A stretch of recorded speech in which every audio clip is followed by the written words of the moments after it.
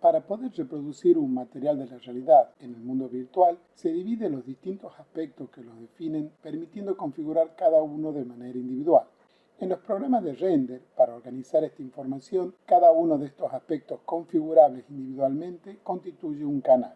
El material final será entonces el resultado de sumar los efectos parciales definidos y configurados en cada uno de esos canales. Si bien esto es así en todos los programas que permiten renderizar un modelo, tomando como ejemplo el que estamos utilizando en el curso, el V-Ray, podemos ver que en la ventana de herramientas avanzadas vamos a encontrar un listado con los distintos canales disponibles inicialmente, el difuso, la reflexión, la refracción, etc. Si picamos en este botoncito que está aquí arriba, vamos a ver que se agregan un conjunto de canales, es decir, que es como una versión ampliada que incorpora algunos otros canales que no aparecen inicialmente. E incluso desde este botón podemos llegar a incluir canales que no aparecen en la lista original.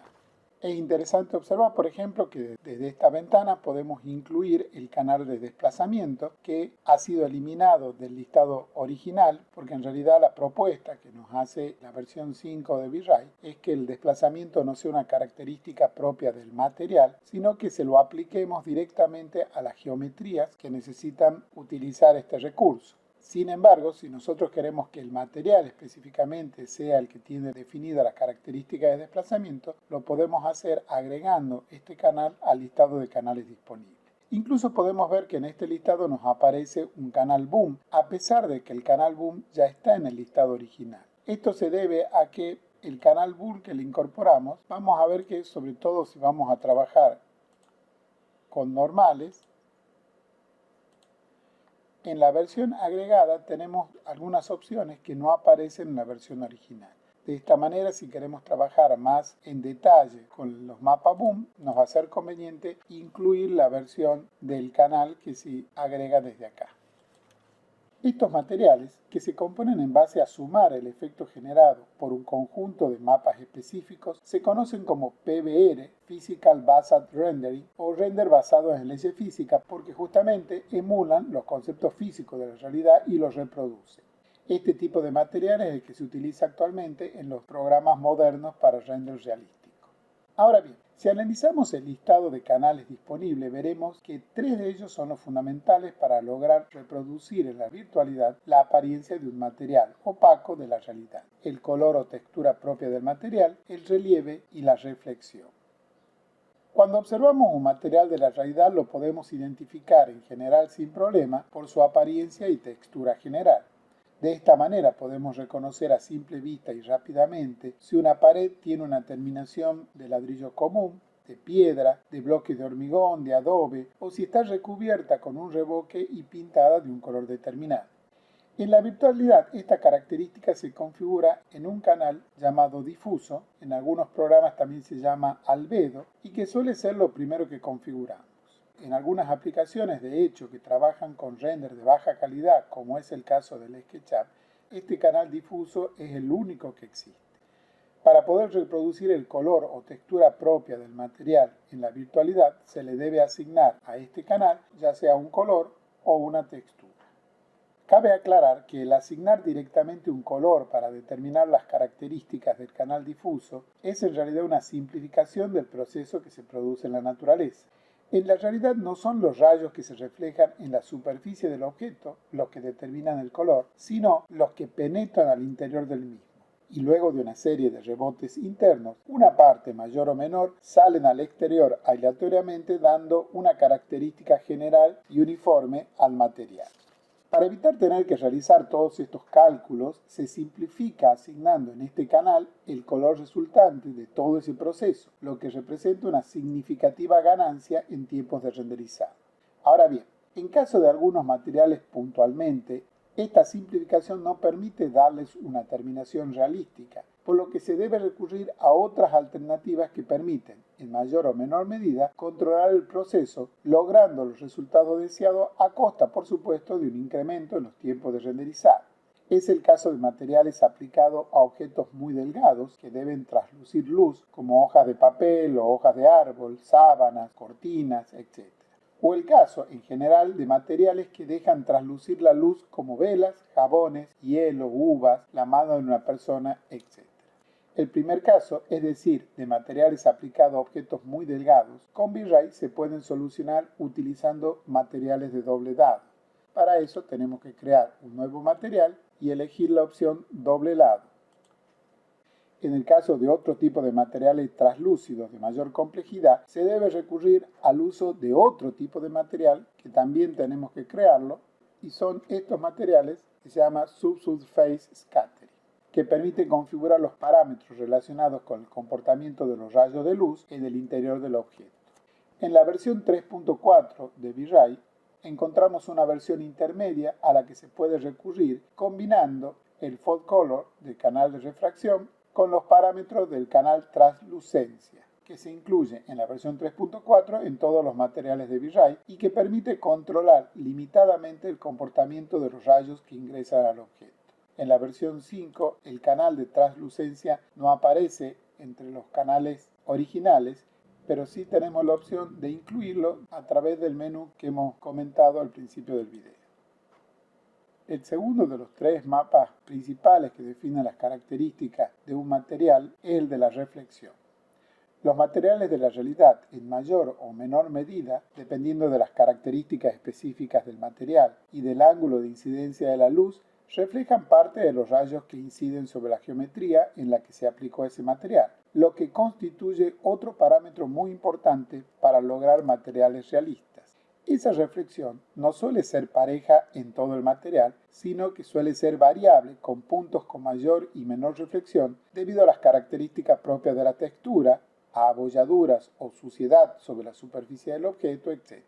Es por ello que para lograr materiales más realistas es conveniente utilizar estos mapas de reflexión en lugar de utilizar un color parejo para definir la reflexión del material.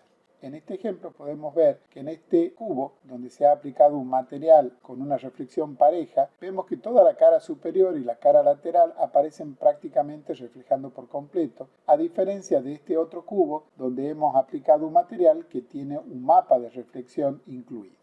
La información de la reflexión en la virtualidad se establece en un canal llamado de reflexión, y las imágenes que se utilizan para configurar este canal se les llama mapas ruggedness o mapas de rugosidad, en el que las zonas blancas indican rugosidad, es decir, poca reflexión, mientras que las zonas negras indican máxima reflexión, o lo opuesto, mapas de tipo smoothness o mapas de suavidad, en el que es a la inversa, es decir, las zonas blancas son las que indican máxima reflexión. En el caso de V-Ray se utiliza este último tipo de mapa. El tercer aspecto fundamental para definir la apariencia de un material en la virtualidad es el relieve. Muchos materiales de la realidad tienen desniveles, es decir, no todos sus puntos son coplanares, sino que algunos sobresalen más o menos y otros se hunden más o menos. Incluso materiales que no presentan desniveles reconocibles a simple vista seguramente no tendrán un pulido perfecto, sino que presentarán microdesniveles difícil de apreciar para el ojo humano, pero que modifican los efectos producidos por la iluminación. La imagen utilizada en el canal difuso es una imagen plana que representa la apariencia general del material, pero que no es capaz de reproducir los desniveles. Es por ello necesario complementarla con otros canales. Para reproducir el relieve en la virtualidad, los programas nos presentan dos opciones. O modificamos realmente la geometría, generando el relieve del material, o la simulamos visualmente, pero sin modificar la geometría. Utilizando la primera opción, es decir, modificando la geometría, se obtendrán resultados más realistas, pero con un elevado costo en la utilización de los recursos, lo que significa tiempo de procesamiento significativamente mayor. Es por ello que utilizar esta alternativa solo se justifica cuando el material será aplicado a un objeto ubicado en primer plano, por lo que realmente se visualizarán las modificaciones en la geometría del mismo. Para simular el relieve del material pero sin modificar su geometría en la virtualidad, se utiliza el mapa Boom y para modificar la geometría el canal de desplazamiento. En este ejemplo podemos ver que estos cuatro cubos tienen aplicado un material similar, solo que en el primer caso no se le ha adicionado ningún canal de relieve. En el segundo caso se ha adicionado un canal llamado normal, que vamos a describir más adelante. En este caso se ha agregado el canal Boom y en este caso se ha agregado el canal de desplazamiento. Como podemos apreciar, en el canal de desplazamiento se produce una deformación de la geometría a diferencia del canal Bund y del canal de normales. Sin embargo, si lo vemos a distancia, es una diferencia que no la apreciamos demasiado y por lo tanto podemos solucionar los relieves trabajando con mapas Bund o mapas normales, que le va a significar al programa mucho menos costo de recursos para el renderizado que el mapa de desplazamiento. Otros canales complementarios a estos tres que permiten mejorar, por supuesto, la calidad de visualización del material virtual son, por ejemplo, el Ambient Occlusion, que es un mapa en escala de grises que señala las aristas y grietas, de tal manera de permitir generar mayor sombreado en esos sectores. La metalicidad es otro mapa, también en escala de grises, que permite indicar cuán conductor, material metálico, es cada punto del material. Recordemos que hemos analizado la diferencia entre materiales conductores y dieléctricos. El mapa de refracción, por supuesto, cuando se trabaja con materiales transparentes o translúcidos. Como vemos, algunas de estas características serán definidas en un canal específico y único, como es el caso del difuso o el mapa de reflexión, mientras que otras pueden utilizar distintos canales con funciones similares o complementarias, siendo recomendable uno u otro, o más de uno, simultáneamente, en función de las características específicas del material y de la importancia de la geometría en el que el mismo se aplicará, considerando el punto de vista definido para la escena que se está generando. Como venimos hablando del uso de los mapas para definir las características de un material, ahora vamos a hablar un poco más en detalle de lo que son los mapas y cómo se representan. Como se explicó, tanto el relieve como la reflexión, como otros aspectos del material, en la realidad nunca son parejos en toda su superficie y el material tendrá puntos que sobresalen o se hunden más o menos considerando el aspecto del relieve y tendrán puntos que producirán mayor o menor reflexión en función de las características del material y de otros aspectos externos. Para representar estas variaciones utilizamos los mapas, que no son otra cosa que archivos de imágenes. Los mapas utilizados para configurar la reflexión se llaman genéricamente mapas de reflexión, pudiendo ser mapas smoothness de suavidad o a la inversa mapas roughness de rugosidad. Y los mapas utilizados para el relieve se los suele denominar también en términos genéricos mapas Key, que incluyen los mapas de desplazamiento, los mapas Bund y las normales. Con excepción del mapa de normales, el resto de los mapas mencionados representan la variación de intensidad de la reflexión o los desniveles del material utilizando tonalidades de grises. En el caso del relieve, un punto gris al 50% indica que ese punto se encuentra en el plano original, un punto blanco que sobresale el máximo configurado y un punto negro que se hunde el máximo considerado. Los grises intermedios entre el 50% y el blanco o el negro sobresaldrán o se hundirán proporcionalmente en relación con la intensidad del gris específico. En el caso de la reflexión, tomando un mapa smoothness de suavidad, que son los que utiliza V-Ray, un punto blanco indica la máxima reflexión configurada, mientras que un punto negro representa reflexión cero. Recordemos que en los mapas de rugosidad la codificación es inversa a la mencionada.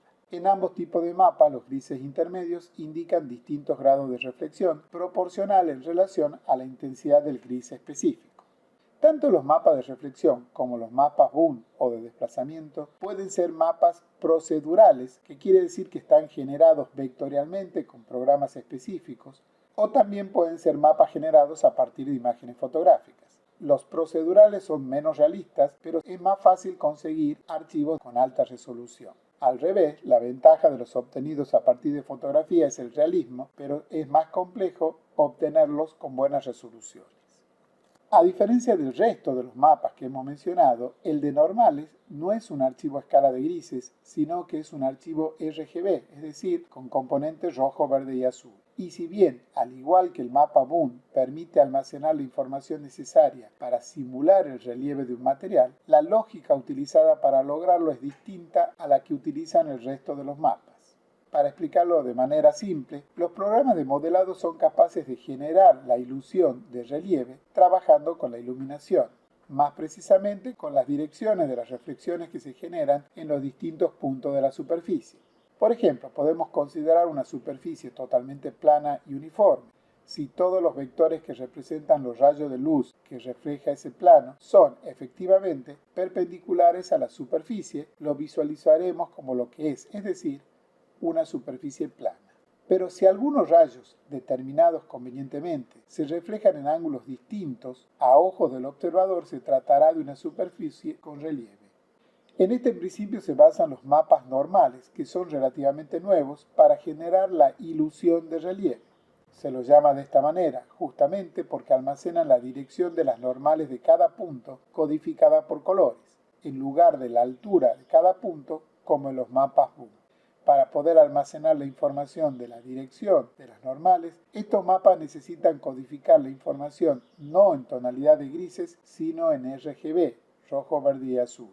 Este tipo de mapas son de fundamental importancia en el desarrollo de los juegos de computadora actuales, ya que permiten generar ilusión de relieve en modelos livianos generados a partir de caras simples.